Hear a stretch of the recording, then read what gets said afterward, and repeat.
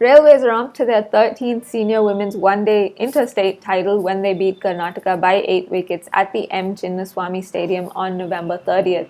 That brought an end to the interstate tournament, but now we're moving on to the next round where we'll see the cream of the crop, if I can call it that, the Senior Women's One-Day Challenger Trophy. That begins on December 5th in Vijaywada. Welcome to Mutual Fund Sahi Hai presents The Outside View, powered by Fantasy Akada, where I'll take you through the composition of the teams and tell you a little bit more about the tournament itself. इस innings की शुरुआत mutual fund से कर। थोड़े थोड़े पैसे SIP के जरिए म्यूचुअल फंड्स में इन्वेस्ट कर। सही समय पे ये काम आए। अरे फिर से म्यूचुअल फंड्स? सही है। म्यूचुअल फंड निवेश बाजार जोखिमों के अधीन है। योजना से जुड़े सभी दस्तावेजों को ध्यान से पढ़ें।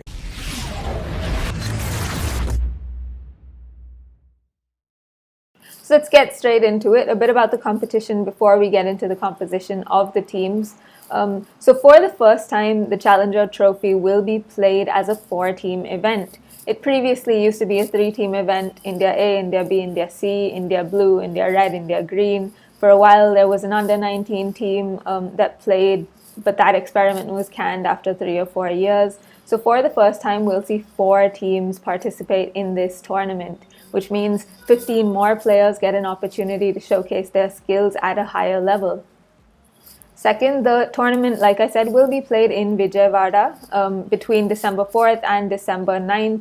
The league games will be played on December 4th, 5th, and the 7th. So each of the 4 teams will play each other once. And then the 2 teams that top the table, the points table, will then participate in the final on December 9th. So let's look at some of the big exclusions or some of the players who will not feature in the tournament first. I think one of the important things to note is that 7 of the 8 Indian players who featured in the Women's Big Bash League over in Australia have been given rest from this Challenger Trophy tournament. They have been away, remember, for a significant period of time. There's a lot of workload management to take into consideration. So 7 of those players have been given rest. And only left-arm spinner Radha Yadav will feature in this tournament. Remember, Radha is yet to kind of cement her spot in that ODI setup. So she's been given a chance to show what she can do in the longer format. Aside from the WBBL stars, of course, Mithali Raj and Jhulan Goswami, the senior duo, have been rested again from this tournament. Remember, Goswami is recuperating from a finger injury that she sustained at the very start of the interstate tournament. So she's been given an extended period of rest. But aside from those who have been rested, there are a few glaring omissions. The trio of Poonam Raut, Ekta Bisht, and Arundhati Reddy have been left out of the tournament. They won't be participating. Remember, all 3 of them were part of India's touring party to Australia, and they previously traveled to England as well. So those are our 3 big omissions, sorry.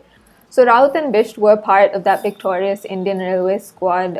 They didn't have the best of tournaments. For example, Raut scored 125 runs in 5 innings. She was, of course, unbeaten on 3 occasions. She averaged 41, but her strike rate, which was around 65, again came under the scanner. Bisht, on the other hand, managed only 5 wickets through the tournament. She played 5 matches, picked up 5 wickets, including a best of 4 for 10. So wasn't at her very, very best or her wicket-taking best, but one of the very impressive things, or one of the things that you can count on Ekta Bisht, is that she's going to be extremely economical. And again, through the tournament, she has the 2nd best economy rate. She just went at 1.7 runs an over. So, it is a big exclusion to leave someone like Ekta Bisht out, especially someone who did very well on what were batting-friendly surfaces. Finally, Arundhati Reddy had to miss the tournament because she picked up a niggle when she was in Australia. So she skipped the tournament, spent her time recuperating at the National Cricket Academy. And she was recently cleared to play by the NCA, so returned to Hyderabad. However, the selectors seem to have chosen to look beyond her. And, having not featured in a single game in Australia, I'm sure she'll be extremely gutted to have missed the bus. So 3 big exclusions and some superstars getting rested as well.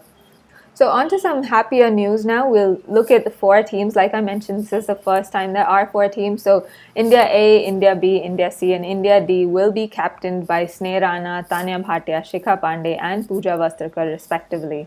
So of course, let's look at the India A squad first. It's, like I said, going to be led by Sneh Rana, who's kind of enjoyed a wonderful comeback into international cricket. She had a wonderful tour of England, followed it up with a good tour against Australia.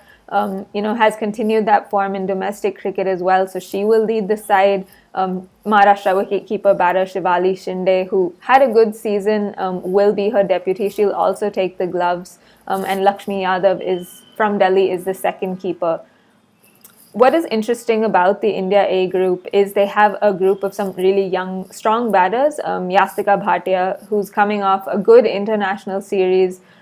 She showed some strong performances in the domestic tournament for Baroda as well. So she's going to be probably the kingpin of that batting lineup. There's Karnataka's Brinda Dinesh, who had a wonderful tournament. Remember, she started the season with back-to-back hundreds. She finished the tournament with 348 runs. Alongside her is Vidarbha's Disha Kasart, who's been around the challenger scene for a while. She's a very promising young batter from Vidarbha. There's also Jhansi Lakshmi, the all-rounder from Andhra as well.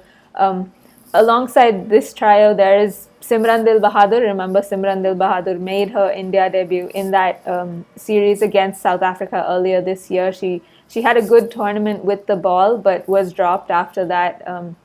So I think in this tournament, she'll be given a lot more responsibility with the ball, considering that pace attack for India A looks slightly thin.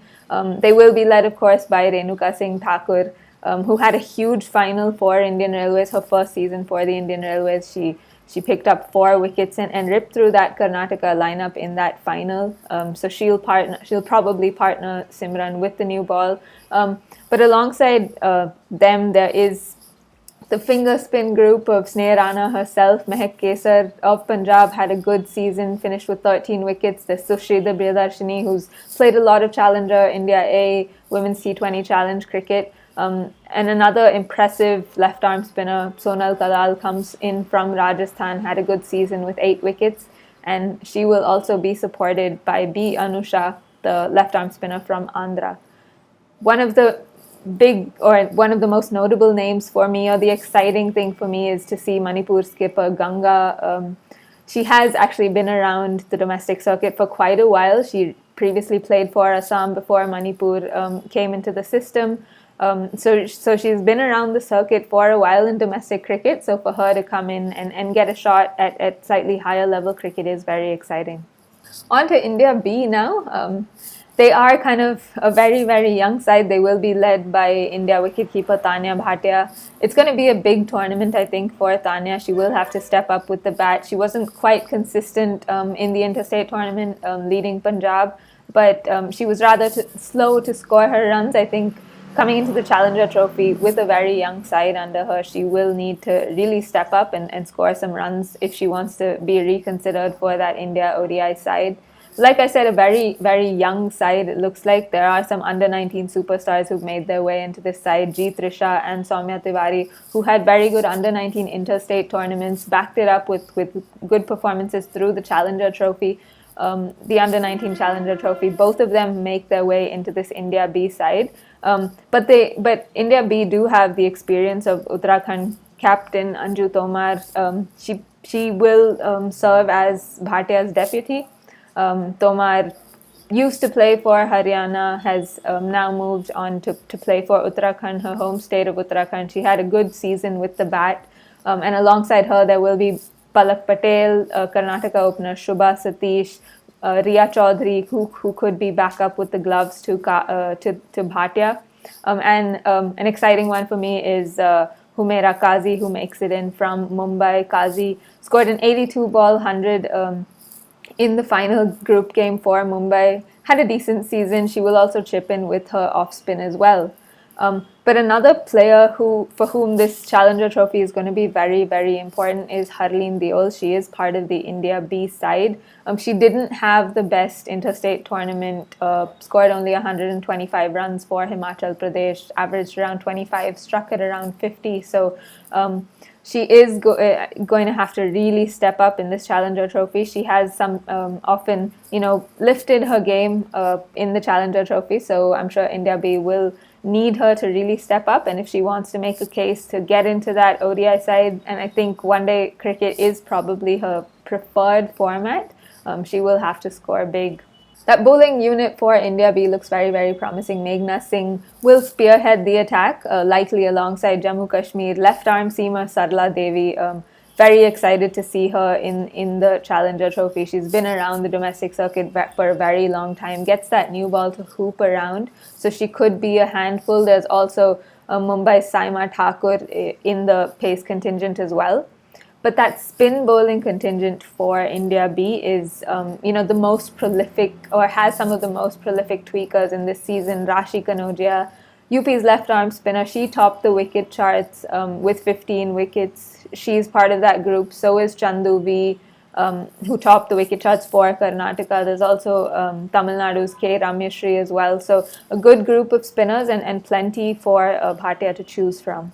On to India C now. It's the team of Team Pacer, or it could also be renamed the team of in-swingers. It's led by Shikha Pandey, also includes Chandigarh's Kashvi Gautam, another bowler who bowls hooping in-swingers, and Maharashtra's Priyanka Garkhede, another one who bowls hooping in-swingers. So a really exciting team for me. The spin group has the feisty Baroda pair of Radha Yadav and Taranum Pathan.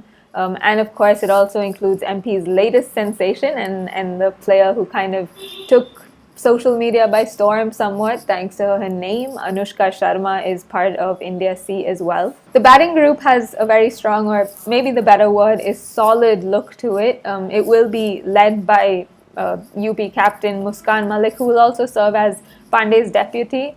She will lead the charge. She had a really good season, scored over 300 runs for UP. There's also Bengal's breakout star Dhara Gujjar, who pulled them out of some really difficult situations through the season. She's been called up for her first Challenger Trophy. There's also Delhi's Priya Punia, another very solid batter who will want to remind the selectors of what she can do. So big tournament also for Priya Punia. Then there's the UP pair of Shweta Verma and Shipra Giri, both wicket keepers. So it'll be interesting to see which one of them gets a game, because Shipra Giri's been much more prolific with the bat, has scored much quicker, whereas Verma was the one who took the gloves for UP. So finally, moving on to India D now, led by Pooja Vastrakar. I feel like this is probably the strongest looking squad on paper. It definitely has the strongest, the most attacking, or the most powerful batting lineup. Of course, led by Vastrakar herself. We know how damaging she can be, how powerful she is. So she's obviously going to be one of the central figures in that batting lineup. But they've got some of the more prolific or the faster scoring batters in their group, with S. Meghna, who, remember, topped the run charts. She scored 388 runs for Railways through the season. She has the company of her Railways teammate Indrani Roy, who didn't turn out much for the Railways. She played only 2 or 3 games. But luckily for her, has made the Challenger Trophy. She, remember, was extremely upset to have been dropped from that Indian squad that toured Australia. So she will have plenty to prove. Remember, another attacking batter. There is also, for me, someone who could have been, dubbed the player of the tournament. In the interstate tournament, G. Divya from Karnataka, she scored extremely quickly, strike rate of 110, over 300 runs through the season. There's also Chandigarh skipper Amanjot Kaur, who will also be vice captain. There's Ayushi Soni, Kanika Ahuja, and Goa's Sanjula Nayak in the squad as well. So that batting group, there are a lot of options for Vastrakar to pick. And I think whoever she picks, they'll definitely be the team to beat through this tournament. The bowling attack, of course, will be led by Vastrakar, but it also includes the experience of Rajeshwari Gaikwad. Remember, she had to miss the league stage of the interstate tournament, only came in for the knockouts. She was at the NCA for a while, recovering from that knee niggle that she had before the tour of Australia. There's also Monica Patel, who remember earned her maiden international cap earlier this year against South Africa. She's been bowling pretty well. There's also Jharkhand's Ashwini Kumari, who was part of that India camp before the tour to Australia. Kirti K. James has made her way into the squad, and there's also Bengal left arm spinner Saika Ishaq. So a lot of options for Vastrakar, like I said, but they're very, very strong batting unit on paper, so they'll definitely be the team to beat. So that's it about the squads. Remember, like I said earlier, the tournament will be played from December 4th to the 9th in Vijaywada. So keep your eyes out on all the action. And of course, all the updates, will bring them to you from Women's Cricket Zone. So that's it from me on this episode of Mutual Fund Sahi Hai presents The Outside View, powered by Fantasy Akhada. I'll catch you later with many more women's cricket updates. Direct plan mutual fund में खुद से invest करने का ये एक option है, इससे commission बच जाता है। अरे यार जस्सी मुझे बताना। डायरेक्ट प्लान में सोच समझ कर इन्वेस्ट कर तो ही फायदा है। सही है। तेरी इतना भारी म्यूचुअल फंड निवेश बाजार जोखिमों के अधीन है। योजना से जुड़े सभी दस्तावेजों को ध्यान से पढ़ें।